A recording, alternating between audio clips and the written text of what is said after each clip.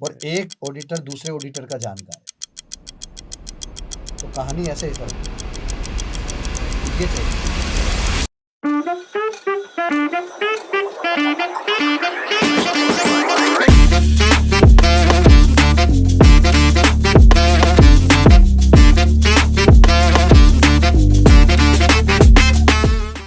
Last में हम बात कर रहे थे रिगार्डिंग एक कैपिटल फर्म जो कि अपने आप में एक फुल मैनिपुलेशन करती है, मतलब मार्केट में मैनिपुलेटिंग टाइप का गेम काम है। करती है, राइट? करती है, करती थी, कर रही है, ठीक है। पीछे कैपिटल है, तो लोग गलत वे में जाएंगे, तो एक हिंट दे देता हूँ, सिर्फ एक हिंट छोटी सी, सूर्योदय, ठीक है। सूर्योदय। पर सूर्योदय एक और उसका है, तो हाँ, थोड़ा ध्यान से और अच्छा सा क्लियर करो। तो नहीं इतना दे दिया, इतने में ही हो जाएगा। 2017 में एक्सिस बैंक का रिजल्ट आया। रिजल्ट लीक हुआ 3 दिन पहले, 3 दिन पहले लीक हुआ। उसके बाद जाती है रिपोर्ट किसके पास? सोचो। किसके पास? बड़ी बड़ी कैपिटल जैसे फर्म्स। रेटिंग एजेंसी ऐसे इंडिया में भी हैं, हाँ। राइट? तो ये लोग भी अपग्रेड करती हैं, अच्छा। ठीक है। इस कैपिटल ने रेटिंग एजेंट वो अपग्रेड दिया है। हाँ, बड़े बड़े ब्रोकर, फॉर एग्जांपल मैं किसी का नाम नहीं, प्रभुलाल लाल लीला लाल धर ऐसे कुछ नाम है ना, तो उनका आ रहे हैं कि भाई डाउनग्रेड हो रहा है, डाउनग्रेड हो रहा है। तो भाई लोगों ने क्या गेम बनाया, कोटेक, और उसके साथ था मोती वाला, और एक था ढेडा, और एक था मेहरा। इन लोगों ने पूरा गेम बनाते हैं कि भाई कल मार्केट में शॉर्ट पोजीशन बनाते हैं, एक्सिस बैंक को लपेट दिया इन्होंने, अच्छा। डाउन। फिर पता चला कि किस तरीके से क्या किसने सेलिंग पोजीशन बनाई कि भाई इतना ज़्यादा रिजल्ट खराब दिया है, लेकिन पैनिक कैसे आया, पैनिक किसने कैसे आया? बेचा, क्या बेचा। तो बाद में जांच एजेंसी बैठती है, तो बेबी ने थोड़ा सारी जांच बिठाई, सारी रिपोर्ट्स देखी प्रेगनेंसी की, हाँ, और उसके बाद चेक किया तो पता लगा किसका बच्चा हो रहा है। किसका डीएनए है। तो डीएनए में पता लगा कि ये डीएनए एक का ही डीएनए नहीं, इनमें और भी कई डीएनए और इन्वॉल्व है। सैंपल इन्वॉल्व हैं। अच्छा। तो अल्ट्रासैमको, टीसीएस, तो ऐसे ऐसे करके 12 कंपनीज का डेटा लीक था, राइट? है ना? तो ये थी 2017 की बात। लेकिन इससे पहले भी इन्होंने 2016 में इसी तरीके का कांड टीसीएस और अल्ट्रासैमको में किया था। वहां पे भी इन्होंने क्या किया था, रिजल्ट लीक किया था 2015 के दिसंबर में, और जिसका रिजल्ट आना था 2016 के जनवरी में। वहां पे भी इन्होंने ये किया। अब कहानी पिक्चर आती है उसके बाद, जब इन्होंने इन्फोसिस वाला कांड किया कि रात को ही व्हाट्सएप पे लीक हो जाता है, और इन्फोसिस आता है 6% माइनस खुलता है, 2017-18 की बात है ये। तो माइनस खुलता है, 6-7% माइनस खुलता है, उसके बाद वो 7, 8, 9, 10, 11, 12, 13, 15, 16% तक उसका इफेक्ट हो गया। तो व्हाट्सएप पे अचानक से मीडिया में एक न्यूज़ फैलती है, व्हाट्सएप पे इसका रिजल्ट पहले ही लीक हो चुका था, ये हो गया था इनसाइडर ट्रेडिंग। तो उसमें जांच कमेटी बैठती है, फिर देखते हैं वही बंदे। तो क्या है, पर्टिकुलर इसमें कई बंदे इन्वॉल्व हैं, जिनमें क्या क्या होता है तरीके से, जैसे रोनिस करके है कोई, है ना, रोनिस करके है, हर्ष भाई करके है, तो ऐसे कई बंदे हैं, डेडा है ये। और जिन लोगों ने इन्फोसिस का कांड किया था, उसमें करके भी एक बंदा था, उसका एक रिश्तेदार भी था, पारिक करके, और एक और बंदा है। इन लोगों के ऊपर पूरा वो हुआ, इन लोगों ने पूरा एक प्लान बनाया कि भैया ऐसे तो ये टूटेगा नहीं, तो let's try to do something from another hand. फिर ये अचानक से सुबह न्यूज़ आती है, मैक्वारी कह रहा हूँ, यूबी क्या था वो, क्या बोलते हैं, मॉर्गन स्टैनली ने किया, फिर जेफरीज ने किया, फिर एक और था उसने किया कि डाउन रेटिंग कर दी।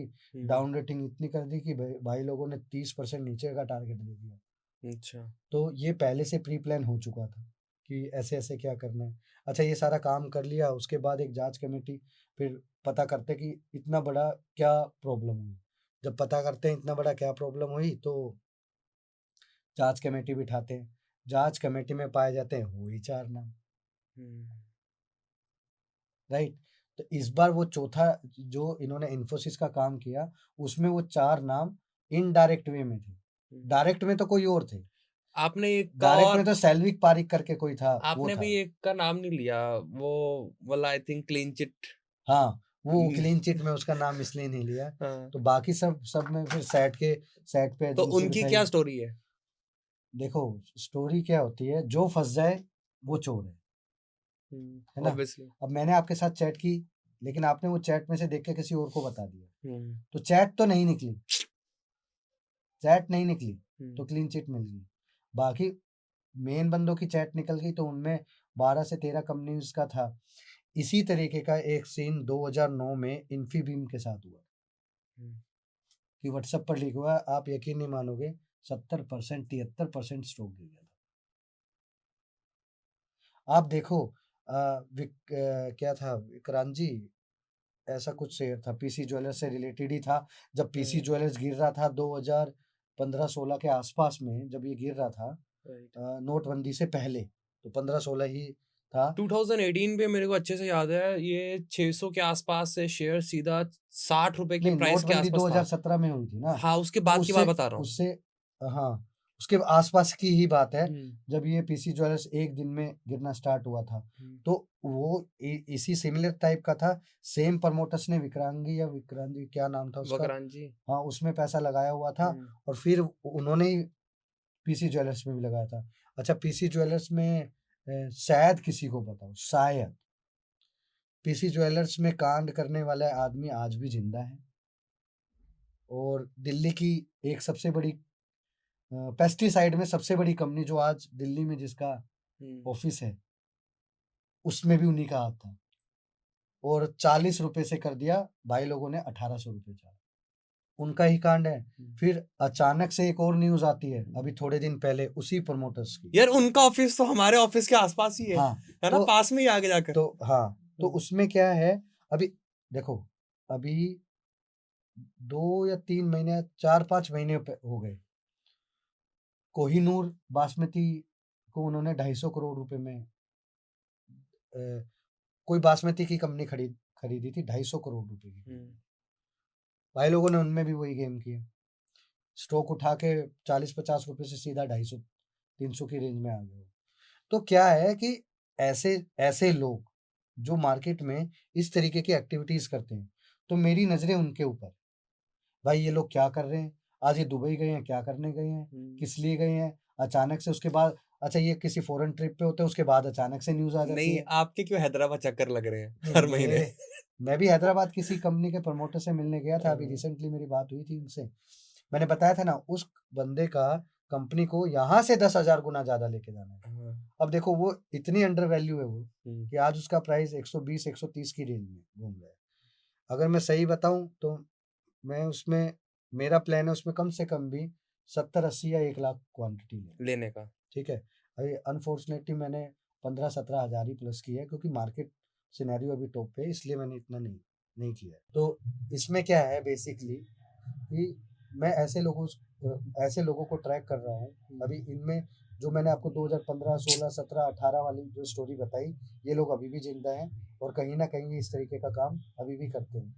अगर मैं उस कैपिटल फर्म की बात करूं जिसका नाम मैं बार बार बोल रहा हूँ, तो वो कैपिटल फर्म आज यही काम करती है। अचानक से वो एक न्यूज़ रिपोर्ट करती है, अपने क्लाइंटों को भेजती है कि हम इसमें रेटिंग हमारा बढ़ रहा है, तो उसके बाद ही उसमें मूवमेंट क्यों आ जाती है। बेबी कभी भी ये चेक नहीं करती किसी भी मूवमेंट पे, कोई भी आदमी या कोई भी रेटिंग एजेंसी अगर कोई रिकमेंडेशन दे रही है, तो उसके बाद उसमें हलचल क्यों हो रही है, उससे पहले किस बंदे ने क्या पोजीशन बनाई है, वो हमेशा इन लोगों को चेक करना चाहिए। इसके बारे में कोई बात नहीं करता। और कमाल की बात बताऊं, बेबी के पास जो फंड है ना, उसको भी यूटिलाइज किया जा रहा है।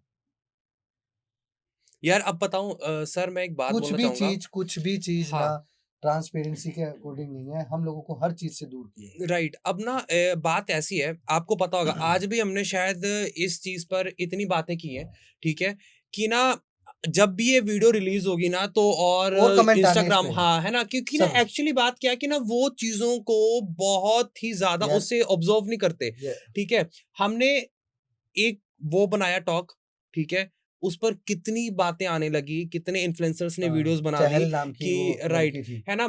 मैं ये चलो हमें ये पता है कि म्यूचुअल फंड एक अच्छी चीज के लिए यूज होता है, बट ना वो हमारा सिस्टम नहीं समझ पा नहीं रहे नहीं हैं नहीं, कि ये किस लोग चीज के लिए। ये समझ नहीं पा और रहे आज जो आपने बात किया ना, हैं। इस चीज पर भी ये लोग यूं बोलने ये वाले हैं कि उंगली यार उठा ले रहे हैं। आपको तो इन चीजों के बारे में पता नहीं है भाई मैं है बता ना। देता हूँ क्यों पता है भाई, मैं hmm involve I was in the same system, hmm but मैंने बोला ना मैं उनका जूनियर था, राइट इन्वॉल्व नहीं था राइट। बट जूनियर था। तो यार तो यार बात बताऊं क्या है, आज मेरा आपके सामने आने का मतलब ये देखो, हम मार्केट में ना, मैं 6 साल से मार्केट में हूँ सर, 14 ईयर प्लस से मार्केट में है, ठीक है। और मैं सर को बहुत देर पहले भी हम जब भी हम आए साथ में, हमने काम करना शुरू किया, ठीक है, हम चाहते तो उस टाइम पर भी आके वीडियोस बनाकर आपको थोड़ा सा वो कर सकते थे।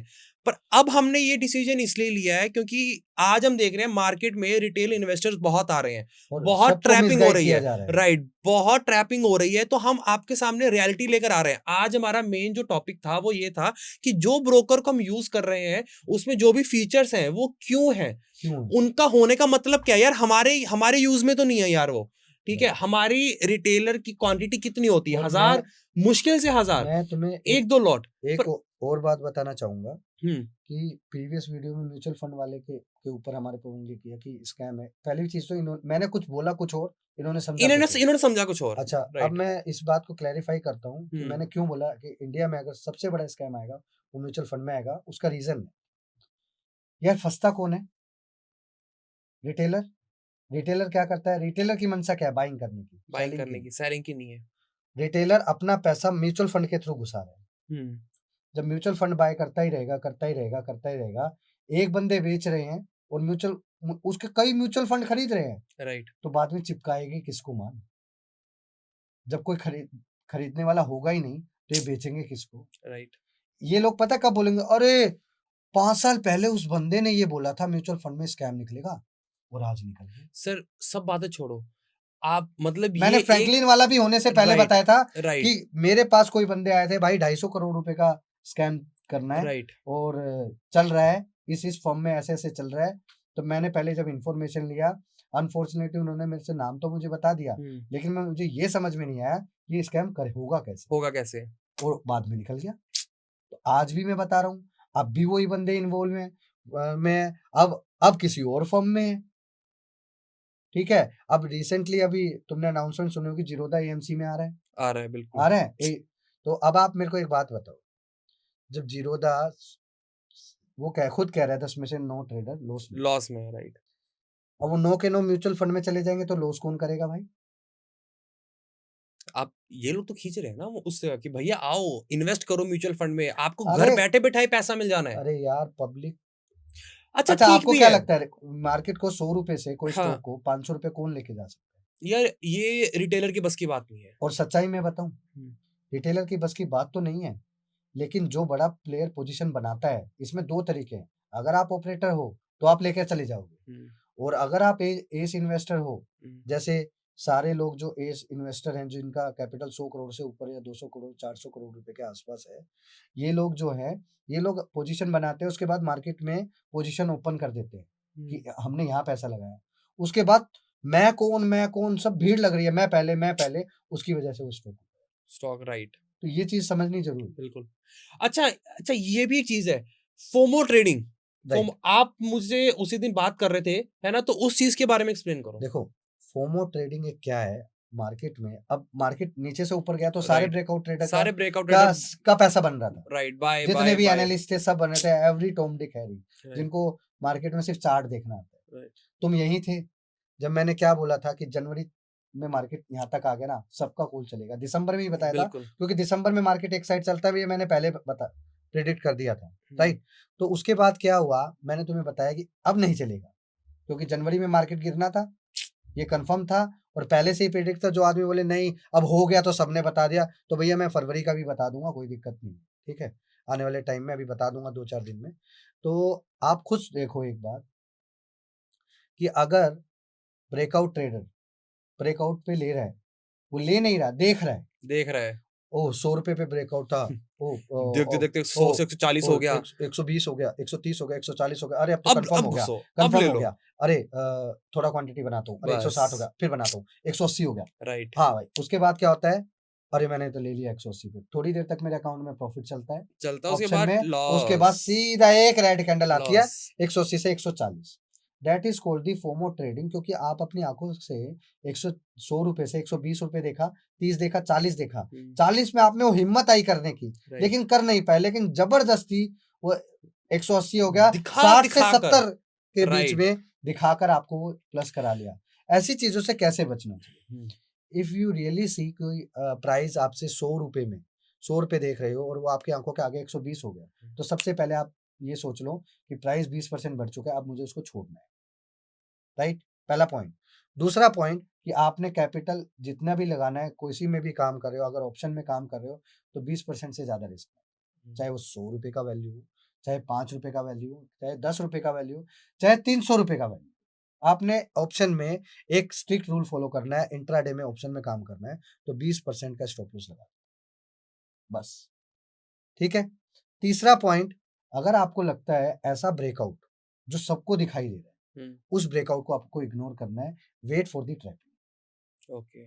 ठीक है? उसको एक जंप रैली करने दो, जब वो जंप रैली हो जाए उसके बाद करो। 100 रुपए की चीज 180 रुपए हो जाए, 160 रुपए हो जाए, उसको बेचना स्टार्ट करो, 180 तक बेचो और वेट करो 40 मिनट्स। 40 मिनट्स में आपको सब फंसा ले, ये ध्यान रखो, ठीक है? फोमो ट्रेडिंग से बचने का इससे बढ़िया उपाय नहीं नहीं है। और पूरी मार्केट में आपको ये कोई नहीं। कोई नहीं बताने वाला, बिल्कुल।